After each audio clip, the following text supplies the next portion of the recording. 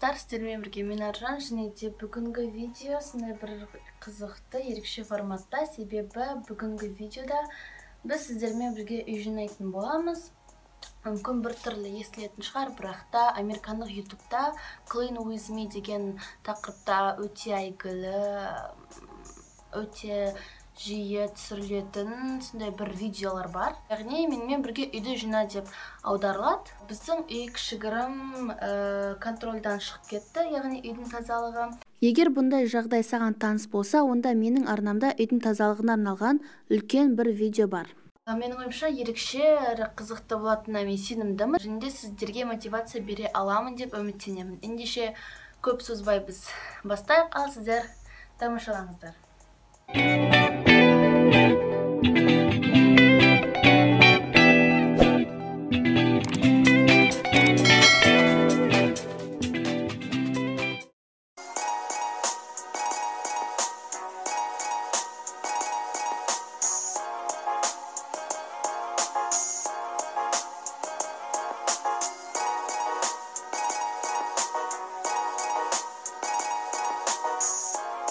Достар, бүгін біз тек қана залды тазалайтын боламыз. Өзіме тиесілі заттарымды реттейтін боламын.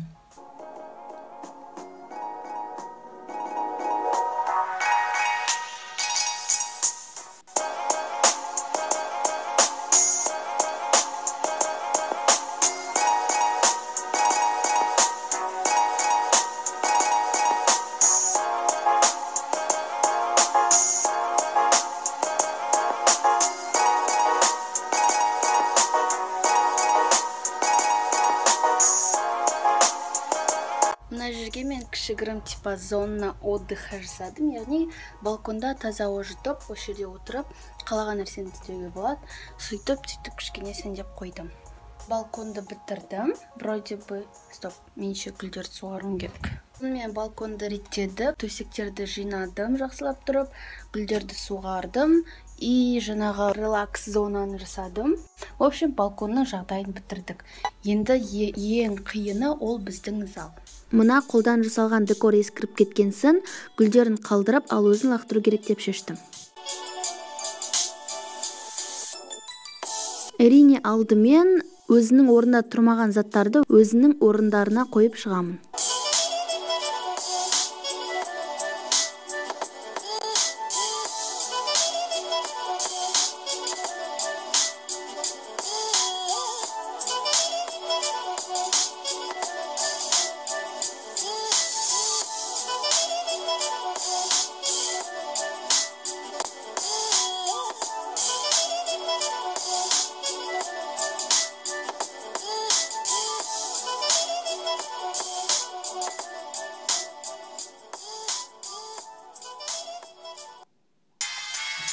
Кейін кітап сөремді де реттеймін деп шештім.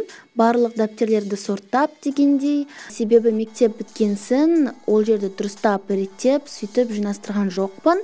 Оның үстіне керек емес дәптерлерді қайта өндіруге жіберу керек.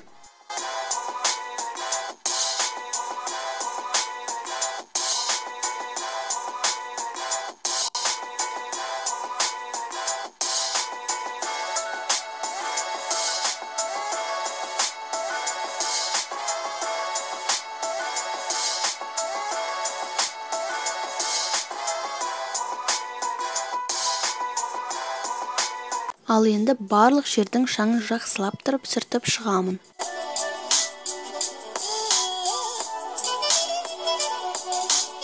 Залды да сыпыруды ұмытпаймыз.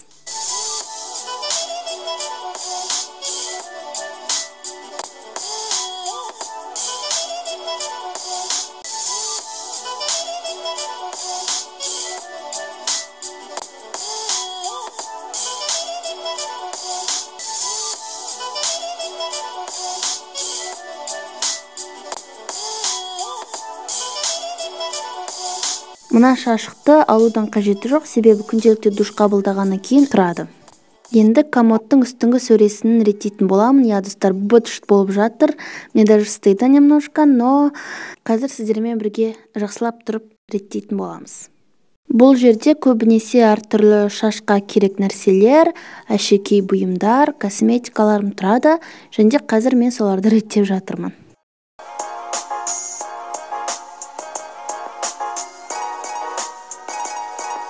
Косметикаларды реттеген кезде міндетті түрде ар түрлі спонж, кисточка деген нәрселердің барлығын жуып тазалап шығу қажет.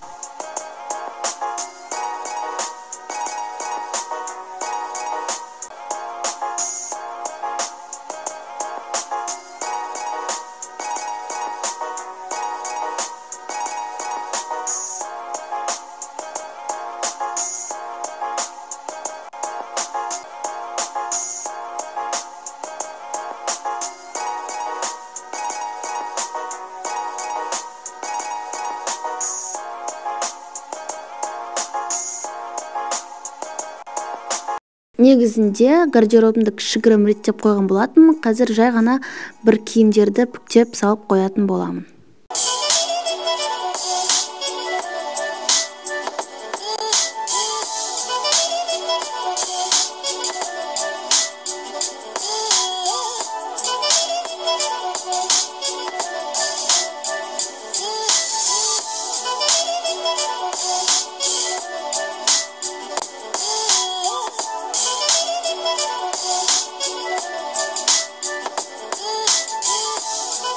Осы қағаздарды алам деп жүргелі қаншама уақыт болды, наконец-таки қазір мен соларды алып жатырмын, себебі олар үйдің сәнін кетіріп тұр. Оларды алу оңай болған жоқ, тіпті одан кейін іздері де қалып қалды, бірақ та жақында қабырғаны бояймыз деп жатырмыз, сол себептен ештеңе етпейді деп ойлаймын. Бүгінге ең соңғы қадам ол айналардың бетін жақсылап тұрып, сүртіп шығу қажет болды. Және мен сүртіп шықтым. Сонымен достар, бүгінгі видео сіздердің көңілдеріңізде шықты деп үміттенемін. Бүгінгі видеодағы уборка ол үлкен бір уборка емес, жай ғана үйді реттестірдім, жинастырдым, және де соны сіздерге көрсеткім келді. Сол арқылы сіздерге кішігірім болсын мотивация бергім келді үйді жинауға деген. И бүгінгі видео ұнаса, онда міндетті түрде лайк басамыз, және де келесі видеоларда кездескенше пока-пока.